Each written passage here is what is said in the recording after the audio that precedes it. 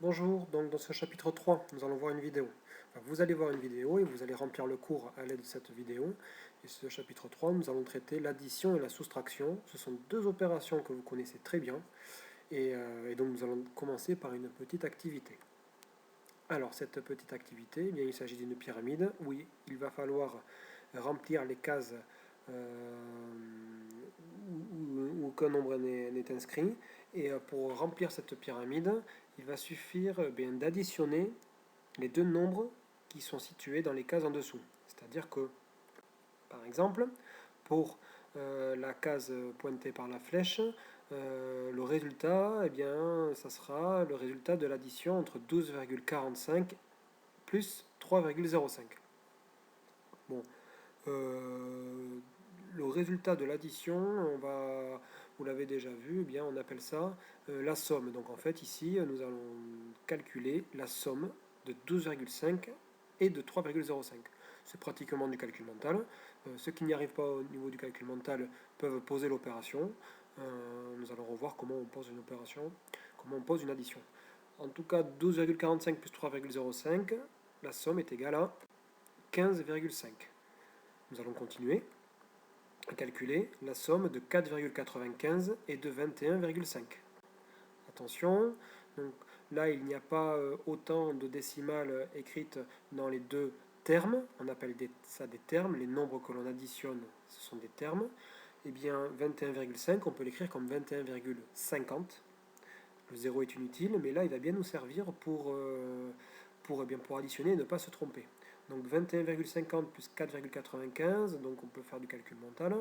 Si on additionne 5 à 21,50, on va trouver 26,50, mais on a additionné 5 centièmes en trop, donc le résultat est 26,45. Bien, nous allons continuer pour remplir la troisième case sur la deuxième ligne. Alors nous allons donc additionner 3,05 et 4,95, ce qui nous donne 8. Bien, voilà, vous avez donc la consigne pour finir de remplir cette pyramide. Donc je compte sur vous et nous verrons le résultat, la correction, dès mon retour, pour voir les résultats que vous avez trouvés. Voici une deuxième pyramide qui doit être complétée de la même manière que la première pyramide, c'est-à-dire que le résultat d'une case est égal à la somme des deux nombres qui figurent dans les cases en dessous. Alors petit problème, c'est qu'en fait, ici, là, on a déjà le résultat, mais on n'a pas les termes qu'il faut additionner, enfin on n'en a qu'un seul. C'est-à-dire qu'on cherche le nombre qu'il faut ajouter à 7,8 pour obtenir 17,5. C'est-à-dire, c'est en fait une addition à trous. Alors vous avez déjà vu des additions à trous auparavant, en CM1, CM2. Donc je cherche le nombre qu'il faut additionner à 7,8 pour obtenir 17,5. Ça peut être du calcul mental. Mais en fait cela revient à faire une soustraction. C'est-à-dire à soustraire 17,5 le résultat. Et on lui soustrait 7,8. Donc quand on pose la soustraction, il est évident que l'on trouve 9,7. Pour continuer de compléter la pyramide, on fait de la même façon la deuxième case. Quel est le nombre qu'il faut ajouter à 2,7 pour obtenir 22? Alors, si j'ajoute 20 à 2,7, je tombe sur 22. Donc 22,7, pardon. Donc j'ai ajouté 7 dixièmes en trop. Donc au lieu d'ajouter 20, je vais ajouter 19,3. C'est le résultat de la soustraction de 22 moins 2,7. Le résultat de la soustraction s'appelle la différence. Donc la différence de 22 et de 2,7 est égale à 19,3. Nous avons complété notre première ligne. Nous pouvons donc ensuite, comme précédemment, ajouter 9,7 et 19,3 et le résultat de cette somme est égal à 29. Il vous suffit ensuite de compléter et de finir de compléter cette pyramide rien qu'en ajoutant les termes qui figurent dans chaque case. Voilà, à toi de jouer une petite pyramide supplémentaire où on a déjà le résultat final, le résultat qui est au sommet.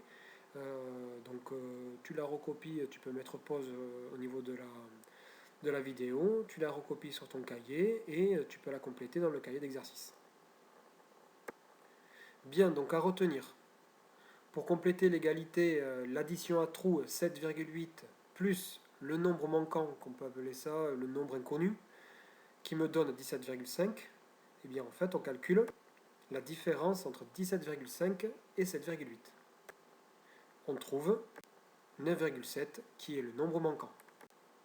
9,7 s'appelle la différence de 17,5 et de 7,8.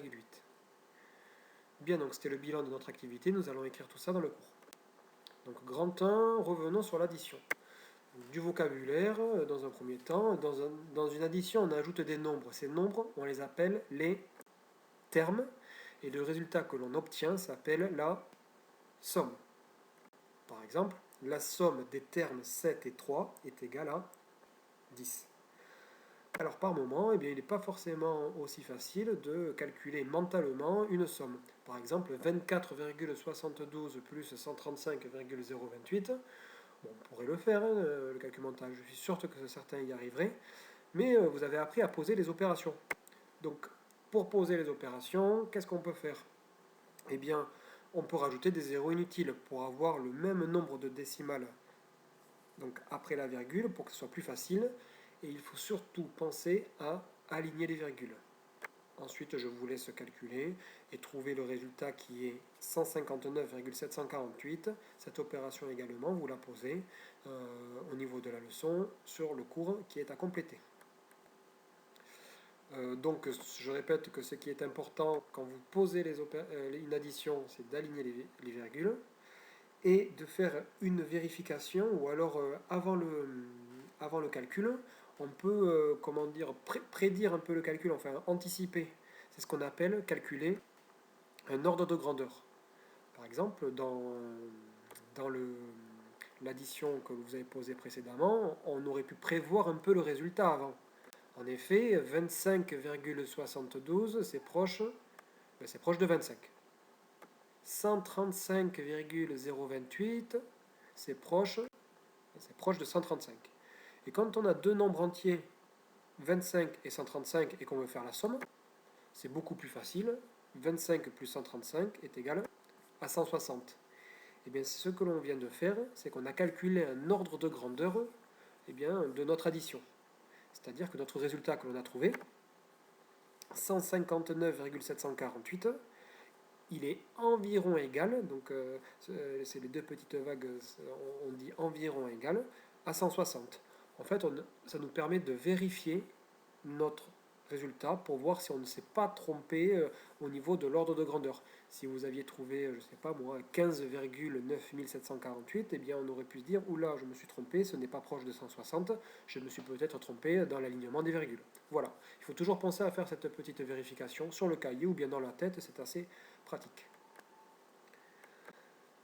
Donc, exemple, vous allez calculer puis donner un ordre de grandeur de 101 plus 998. La somme 101 plus 998, bien rapidement, on pourrait prédire le résultat. C'est proche de combien? 100 est proche d'un nombre, 999 est proche d'un autre nombre qui sont faciles à calculer, faciles à additionner. C'est ce qu'on appelle calculer un ordre de grandeur. Donc vous effectuerez cet ordre de grandeur sur votre cahier d'exercice, votre cahier de leçon, pardon, et vous ferez également la somme de 352,18. Donc vous me direz 352,18 c'est proche de quel nombre? 39,45 c'est proche de quel nombre qui est plus facile à calculer? Ce sont des nombres entiers et vous me donnerez l'ordre de grandeur. Bien, nous allons faire une petite remarque au niveau des additions.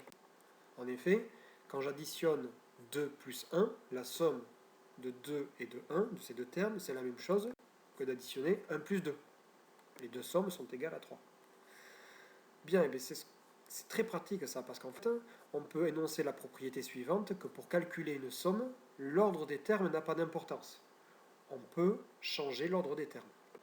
Exemple, pour calculer 15 plus 8,2 plus 25, eh bien, il est beaucoup plus astucieux de réorganiser les termes, c'est-à-dire de calculer d'abord 15 plus 25, et plus tard de calculer 8,2.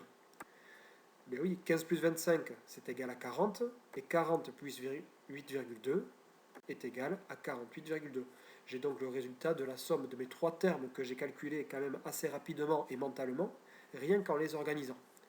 Donc la propriété nous dit que pour calculer une somme, on peut changer l'ordre des termes. À vous de calculer la somme de 12 plus 35 plus 28 plus 75. Quels sont les termes qui seraient faciles à ajouter? Eh bien, on se rend compte que 12 et 28, eh bien, ce qui est pratique, c'est qu'on a 2 unités et 8 unités qui va nous faire une dizaine, et donc c'est facile à ajouter. De la même manière, 35 et 75, mais 35 plus 75, ça va nous donner un résultat qui va être facile à ajouter ensuite au résultat de notre première somme. Eh bien oui, 12 plus 28, c'est égal à 40, et 35 plus 75 est égal à 110. Et enfin, dernière étape, la somme de 40 et de 110 est égale à 150. Nous avons calculé quand même assez rapidement et mentalement la somme de 4 termes qui, au départ, nécessitait de poser l'opération avec des retenues, etc. Donc voilà, c'est ce qu'on appelle faire un calcul astucieux.